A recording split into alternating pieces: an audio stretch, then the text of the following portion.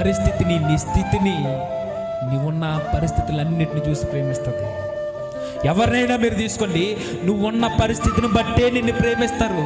నీ దగ్గర ధనం ఉన్నా, జ్ఞానం ఉన్నా, మంచి చదువు ఉన్నా, మంచి తల్లిదండ్రులు ఉన్నా, కుటుంబ పరిస్థితులు బాగున్నా, ఏదో ఒకటి నీలో గుడ్ క్వాలిటీ కనబడితేనే నిన్ను లవ్ చేయడానికి ఇష్టపడతారు. ఏ ప్రేమైనా, ఏదైనా, తల్లిదండ్రుల ప్రేమైనా, అన్నదమ్ముల ప్రేమైనా, ప్రేసి ప్రియుడి మధ్య ఉన్న ప్రేమైనా, ఏదైనా నీదుండి ఏదైనా ఆశించేంత వరకు, నీలో ఏదో ఒక మంచి లక్షణం కనబడేంత వరకే నీలో ప్రేమ. నిజమైన ప్రేమకు అర్థమేంటో తెలుసా?